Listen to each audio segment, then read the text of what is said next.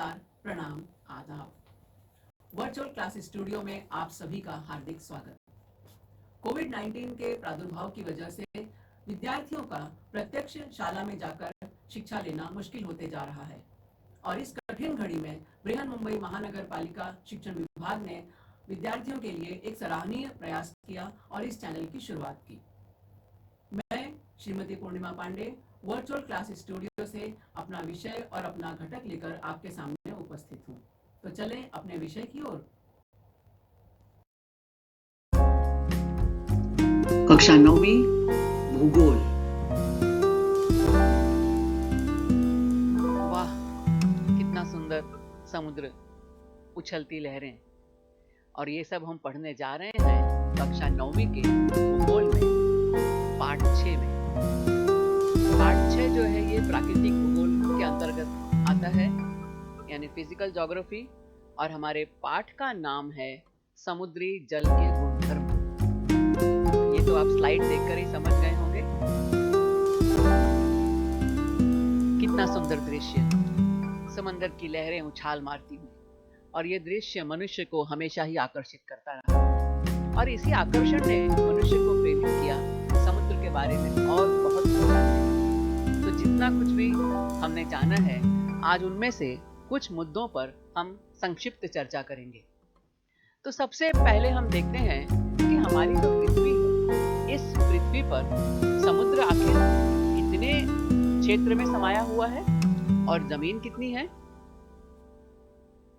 तो हमारी जमीन है 29.2% और पानी का जो एरिया है वो है 70.8%। और आपने पढ़ा है इसके पहले बच्चों कि इसीलिए धरती को, हमारी पृथ्वी को ब्लू प्लेनेट या नीला ग्रह भी कहा जाता है।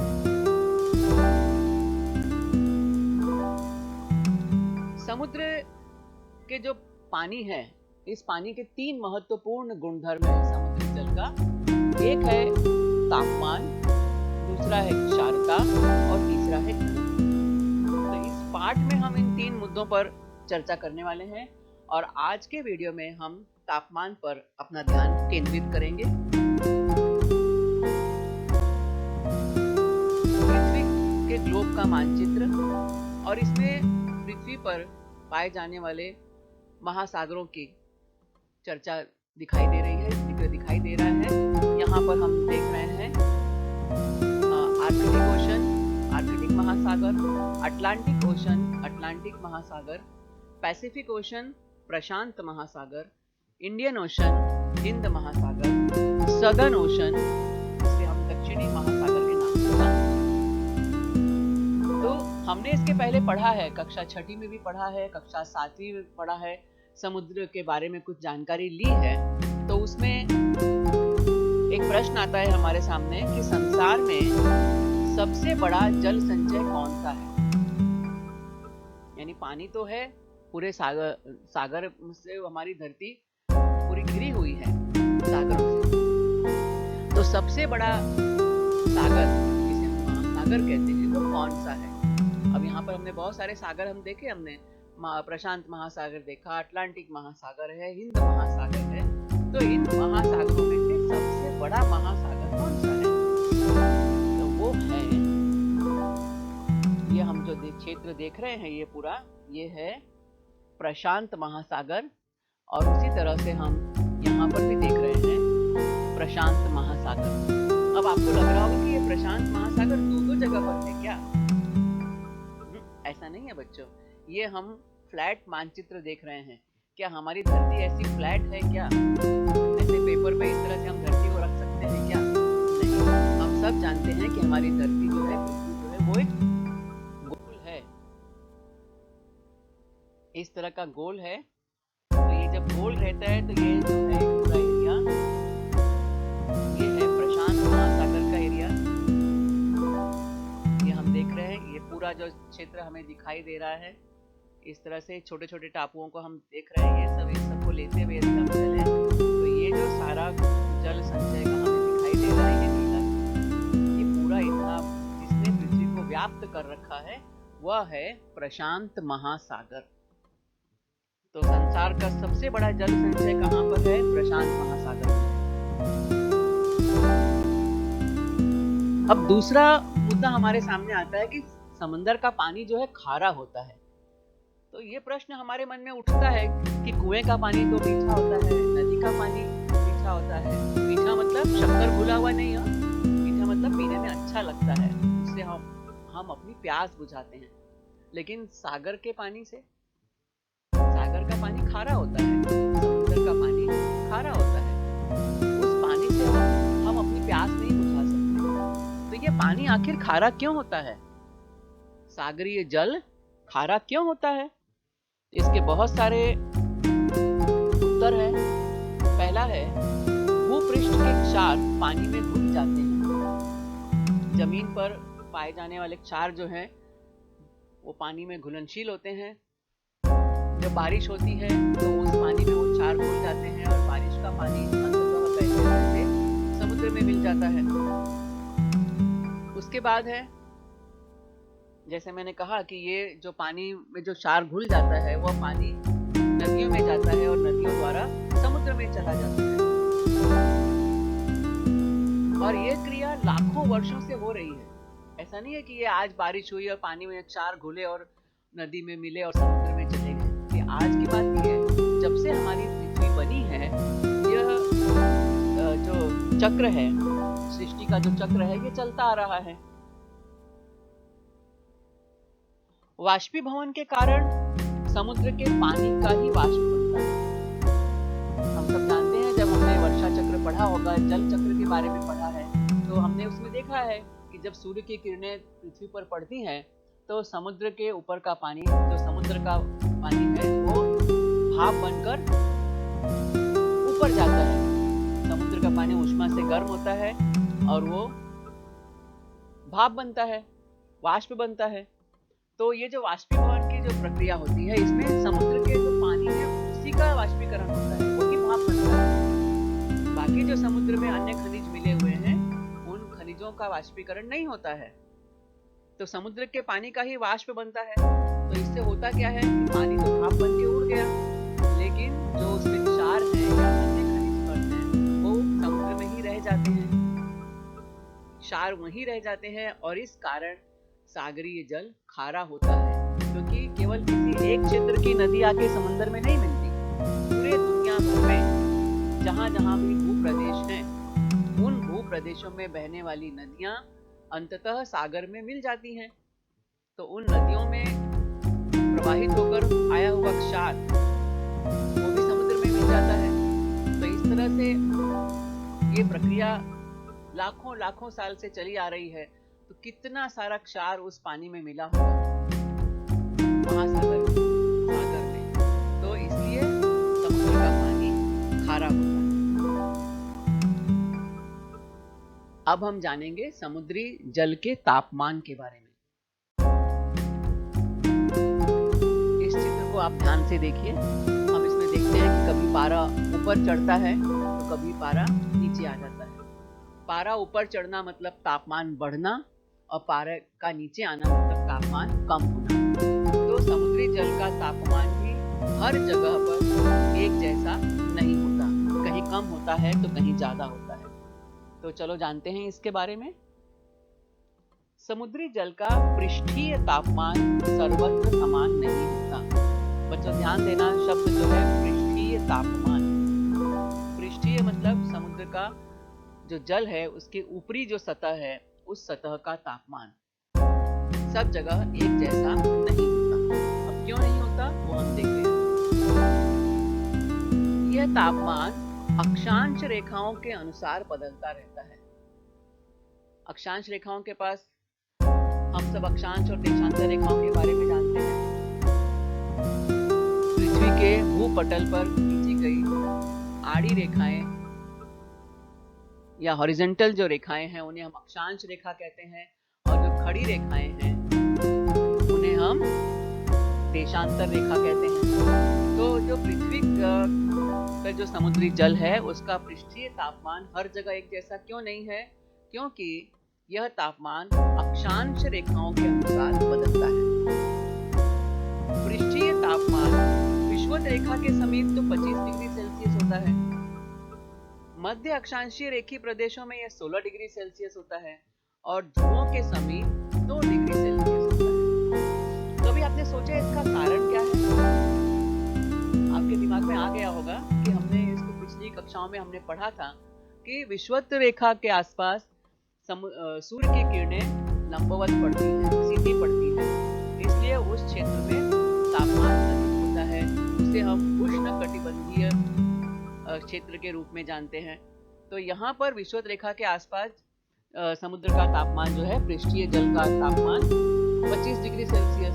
जैसे जैसे हम ध्रुवों की ओर बढ़ते हैं, सूर्य की किरणें तिरछी होने लगती हैं। फलस्वरूप उन क्षेत्रों में ऊर्जा का वितरण, सूर्य की ऊष्मा का वितरण थोड़ा उसकी तीव्रता कम हो जाती है, इसलिए वहां पर पृष्ठीय जल का तापमान भी कम हो जाता है और वह 16 डिग्री सेल्सियस के आसपास। और जब हम ध्रुवों के पास पहुंच जाते हैं, यानी 65 डिग्री अक्षांश उत्तर से लेकर ध्रुवों तक और उसी तरह 65 डिग्री अक्षांश से लेकर ध्रुवों तक दक्षिणी अक्षांश में, वहां सूर्य की किरणें अत्यंत तिरछी हो जाती हैं, तो वहां पर तापमान 2 डिग्री सेल्सियस हो जाता है। अब अगला प्रश्न आता है कि जमीन और समुद्र के तापमान में क्या अंतर होता है। ये सब हम पुनरावर्तन कर रहे हैं क्योंकि इन्हीं के आधार पर हम आगे आने वाली जानकारी को आसानी से समझ सकें। तो जमीन जो है वो जल्दी गर्म होती है और जल्दी ठंडी हो जाती है। उसकी तुलना में समुद्र का पानी देर से गर्म होता है और देर से ठंडा भी होता है। अगला प्रश्न है, विषुवत रेखा से ध्रुवीय प्रदेश की ओर समुद्री जल के तापमान में कौन सा अंतर दिखाई पड़ता है? अभी मैंने बताया आपको, ध्यान में आया ना? विषुवत रेखा से ध्रुवीय प्रदेश की ओर समुद्री जल का पृष्ठीय तापमान कम कम होता जाता है। अभी हमने देखा था कि विषुवत रेखा के आसपास 25 डिग्री सेल्सियस, मध्य अक्षांश रेखा के आसपास 16 डिग्री सेल्सियस और ध्रुव क्षेत्रों के आसपास 2 डिग्री सेल्सियस होता है। तो इसका मतलब है कि जैसे जैसे हम विषुवत रेखा से ध्रुवों की तरफ बढ़ते हैं, समुद्री जल का पृष्ठीय तापमान कम कम होने लगता है। अब हम पढ़ेंगे समुद्री जल के तापमान के बारे में और कुछ महत्वपूर्ण बातें।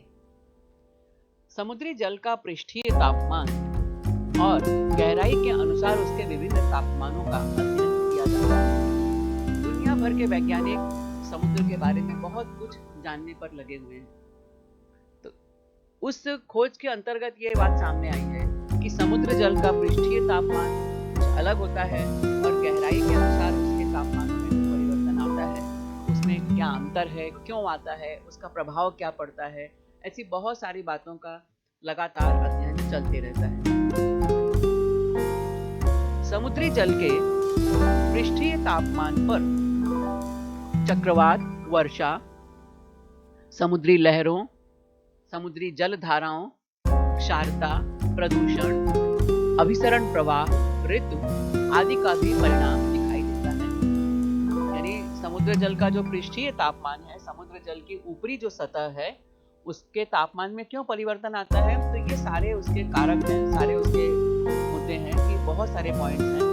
चक्रवात के कारण फर्क पड़ता है, वर्षा है ना, समुद्री जल धाराओं के कारण, यानी ऐसे बहुत सारे मुद्दे हैं जिनके कारण समुद्री जल का पृष्ठीय तापमान बदलते रहता है।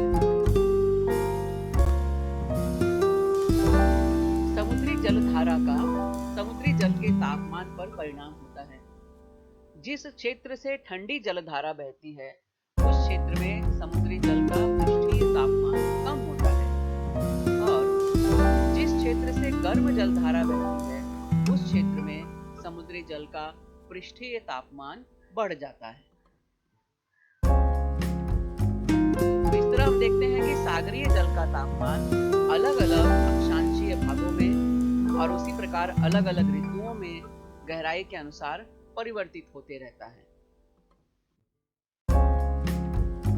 आपकी पाठ्यपुस्तक में एक ग्राफ दिया हुआ है, आकृति 6.1 में गहराई और समुद्री जल का तापमान दर्शा रहा है। जो इस आकृति को हम समझने का प्रयास करते हैं और इसके आधार पर पूछे गए प्रश्नों के उत्तर देंगे। जैसे जैसे हम आकृति को समझते जाएंगे, प्रश्नों के उत्तर हमारे लिए आसान होते जाएंगे। इस आकृति में हम देखते हैं, ये है एक्स एक्सिस जिसमें तापमान सेंटीग्रेड में दिया हुआ है, और ये है वाई एक्सिस जिस पर गहराई मीटर में दी गई। अब ये किस संदर्भ में है? ये एक्स एक्सिस और वाई एक्सिस, ये समुद्री जल के तापमान के बारे में। तो ये समुद्री जल की सतह है जो यहाँ पर, और ये समुद्री जल की गहराई है। समुद्री जल की सतह पर जो तापमान है, और फिर उसके आधार पर हम समुद्री जल की गहराई में क्या तापमान है, इन सब चीजों का अध्ययन करेंगे। जैसे जैसे हम प्रश्न पर पहुंचते जाएंगे, हम अपनी बात करते जाएंगे और आपको ये ग्राफ भी समझ में आएगा और प्रश्न का उत्तर भी। तो पहला प्रश्न है, उष्ण कटिबंध में समुद्री जल का अधिकतम तापमान कितना है? अब पहले हम इस चित्र को देखें। यहाँ पर क्या पूछा गया है? उष्ण कटिबंध। तो उष्ण कटिबंध कहाँ लिखा हुआ है? तो हम देख रहे हैं कि उष्ण कटिबंध यहाँ पर लिखा हुआ है, ये है उष्ण कटिबंध। अब हमारा प्रश्न क्या है? प्रश्न है कि उष्ण कटिबंध में समुद्र जल का अधिकतम तापमान कहाँ दिया हुआ है? एक्स एक्सिस पे दिया हुआ है। तो हम पहुंचेंगे उष्ण कटिबंध एक्स एक्सिस पे, कहाँ दिखाई दे रहा है? यहाँ पे दिखाई दे रहा है। तो यहाँ का अधिकतम तापमान कितना है? तो ये जो सिंबल दिया है 5 डिग्री सेल्सियस, 10 डिग्री, 15 डिग्री और 20 डिग्री। अब ये जो उष्ण कटिबंध की रेखा है, ये 20 से थोड़ा पहले है, यानी ये 19 डिग्री सेल्सियस। तो उष्ण कटिबंध में समुद्री जल का अधिकतम तापमान 19 डिग्री सेल्सियस। और दूसरा प्रश्न इसी में है कि यह तापमान 500 मीटर गहराई पर कितना होगा? अब हम गहराई पे आ जाते हैं। 500 मीटर की गहराई हम देख रहे हैं, ये हमारी 500 मीटर की गहराई। अब यहाँ पर ये तापमान कितना होगा? तो ये तो गहराई में हम आ गए, अब हम तापमान पर चलें। तो तापमान कहाँ है? ये ऊपर इस एक्स एक्सिस पे। तो ये तापमान 10 से थोड़ा आगे हम तो पहुँच गए हैं। तो ये जो होगा, ये 11 डिग्री सेल्सियस के आसपास होगा। तो 500 मीटर गहराई पर तापमान लगभग 11 डिग्री सेल्सियस। अब अगली आकृति में हम देखते हैं, आकृति वही है, अगला प्रश्न हम देखते हैं। अगला प्रश्न है, मध्य अक्षांश रेखा प्रदेशों में समुद्री जल का तापमान समुद्री सतह के पास कितना होता है? प्रश्न देखकर बिल्कुल भी घबराने की जरूरत नहीं है। तुरंत हम इस आकृति में आते हैं और देखते हैं मध्य अक्षांश रेखा प्रदेश कहाँ है। तो ये है हमारा मध्य अक्षांश रेखा प्रदेश, पूरा ये दिया हुआ है। इन प्रदेशों में समुद्री जल का तापमान के लिए हमें कहाँ आना है? एक्स एक्सिस में आना है। समुद्री सतह के पास पूछ रहा है, तो सीधे हम यहीं पहुंच जाएंगे। यदि गहराई में पूछा तो हम यहाँ कहीं होते, लेकिन ये समुद्री जल की सतह है, तो इस सतह पर हम पहुंच जाएंगे। यहाँ तापमान कितना है? तो देखते हैं, यहाँ तापमान हमको दिखाई दे रहा है, ये मध्य अक्षांश रेखा प्रदेश की रेखा यहाँ पे आ रही है। ये 15 डिग्री सेल्सियस से थोड़ा पहले है, तो ये लगभग 14 डिग्री सेल्सियस के आसपास के तापमान होगा। मध्य अक्षांश रेखा प्रदेशों में समुद्री जल की सतह पर समुद्री जल का तापमान 14 डिग्री सेल्सियस। ठीक है, आपको समझ में आ रहा है ना? बहुत आसान है, इसमें कोई मुश्किल नहीं है। हम चित्र देखते जाएंगे, थोड़ा सा ध्यान देने की आवश्यकता है। जब हम ध्यान देते हैं तो सारी बातें हमें बहुत ही आसानी से समझ में आ जाती हैं। उसी तरह अगला प्रश्न है कि ये तापमान 1500 मीटर गहराई में कितना दिखाई दे रहा है? यानी मध्य अक्षांश रेखा पर ही हमें कहाँ जाना है? 1500 मीटर गहराई में। इस प्रश्न में हम कहाँ थे? सतह पर थे। अब गहराई में जाना है तो हम कहाँ आएंगे? नीचे आ जाएंगे। तो ये आ गए हैं 1500 मीटर गहराई में यहाँ पर। अब ये 1500 मीटर गहराई में, अब मध्य अक्षांश रेखा प्रदेश का तापमान हमें देखना है। तो कितना हो रहा है ये तापमान? ये सीधा तापमान हम देख रहे हैं 5 डिग्री सेल्सियस हो रहा है। तो मध्य अक्षांश रेखा प्रदेशों में समुद्री जल का तापमान 1500 मीटर गहराई में 5 डिग्री सेल्सियस हमें इस चित्र में दिखाई दे रहा है।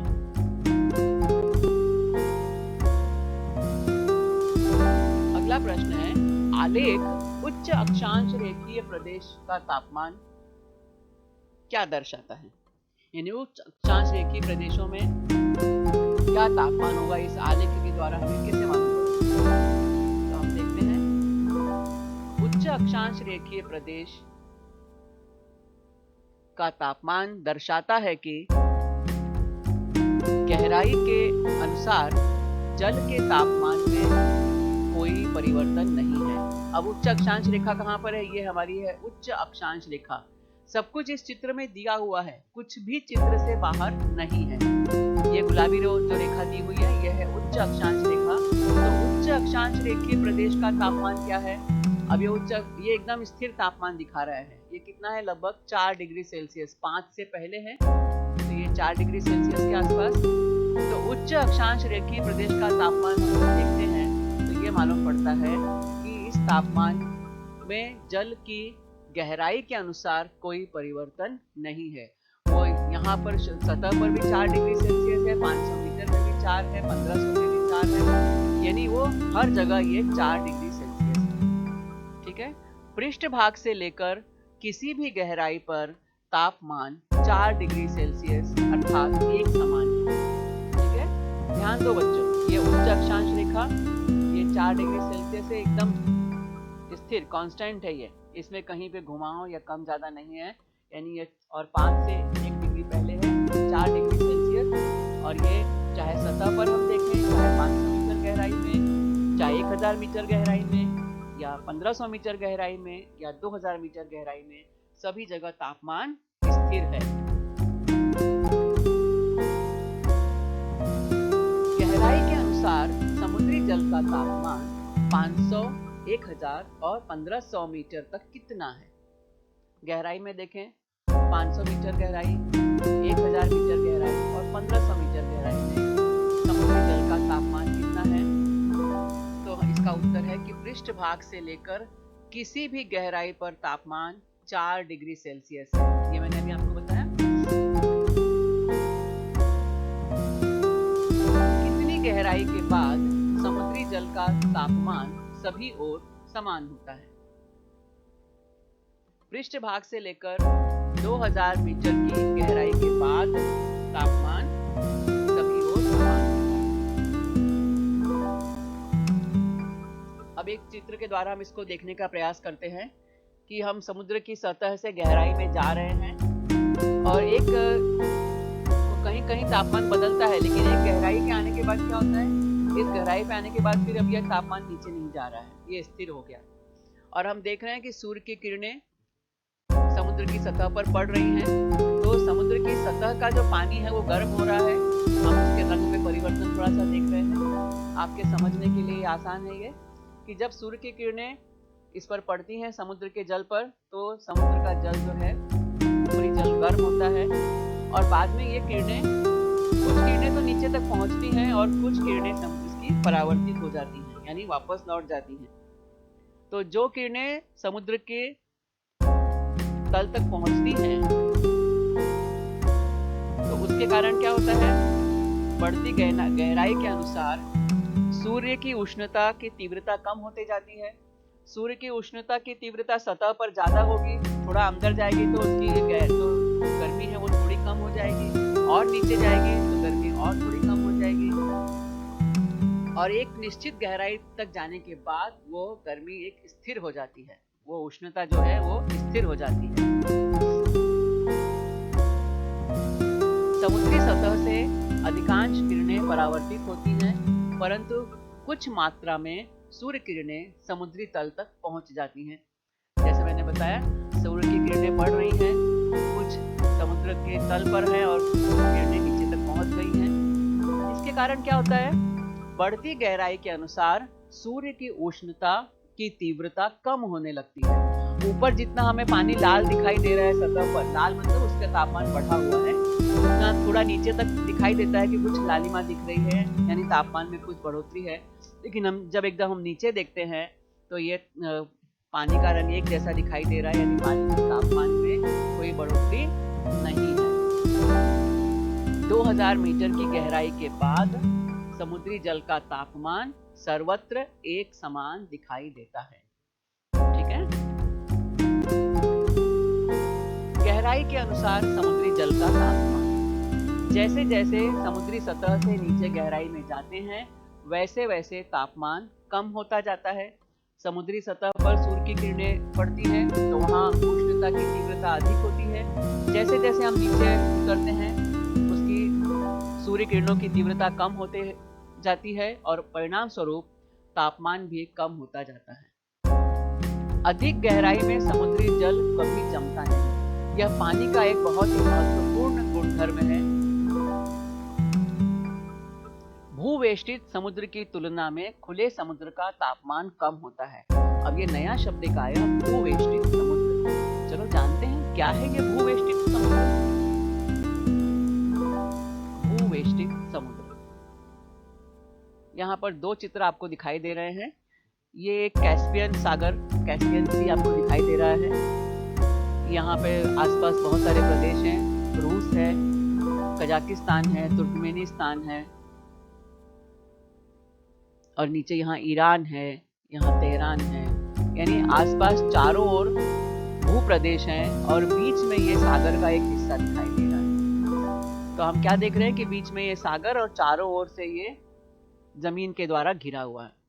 इसी चित्र का हम ये प्राकृतिक मानचित्र देखते हैं और यहाँ पर भी हम देख रहे हैं कि चारों ओर यहाँ जमीन प्रदेश है और यहाँ से बीच में ये जो है पूरा जलीय प्रदेश है।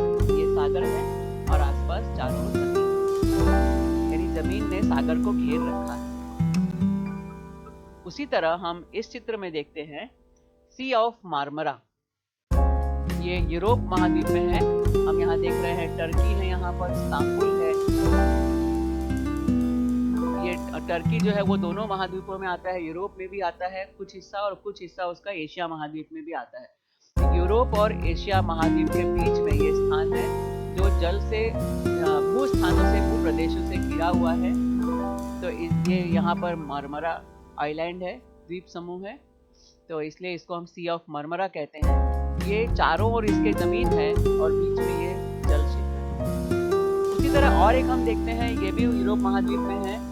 इसके आसपास हम देख रहे हैं कि नॉर्वे है, स्वीडन है, फिनलैंड है, Estonia, Latvia, Lithuania, Poland, Germany, इन सब के चारों ओर, इन सब के बीच में एक छोटा सा समुद्र है, समुद्री हिस्सा है जिसे हम बाल्टिक सागर या बाल्टिक सी के नाम से जानते हैं। तो हमने 3-4 चित्र देखे और हर चित्र में हमने देखा कि ये जो सागरीय हिस्सा है ये चारों ओर भू प्रदेशों से घिरा हुआ है।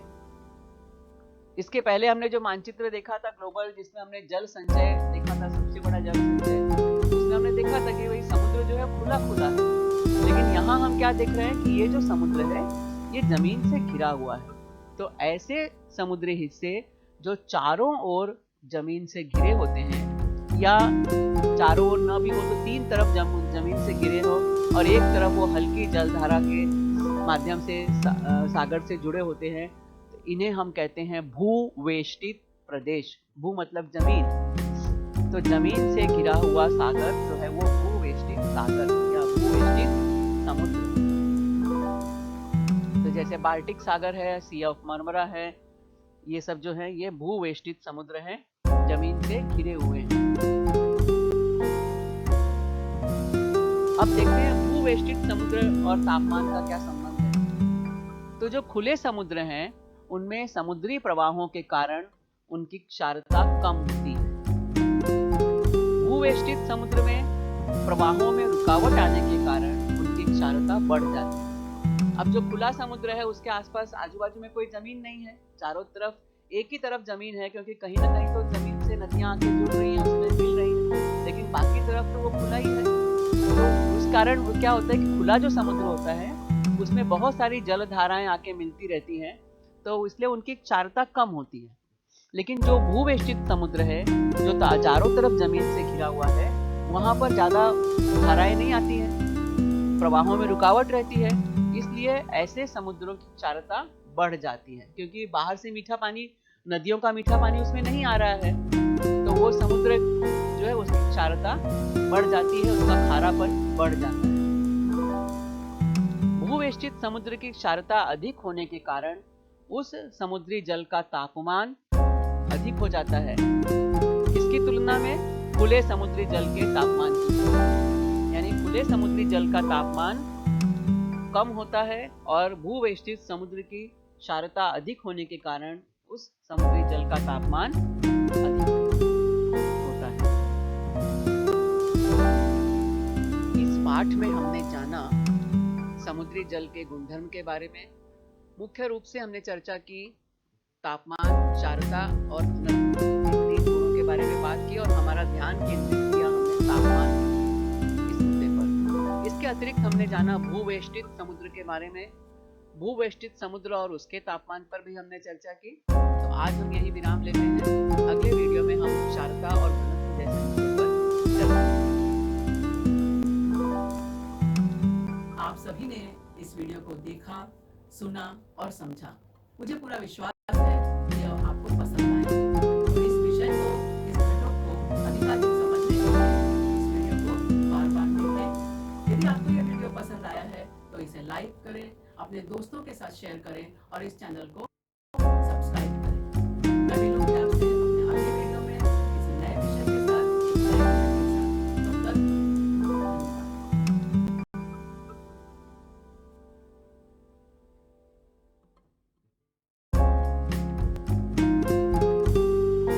आपने यह वीडियो देखा, सुना और समझा। उम्मीद है आपको ये पसंद आया होगा। आपके सुझावों की और आपके प्रतिक्रिया की प्रतीक्षा रहेगी। मिलते हैं अगले वीडियो में। धन्यवाद।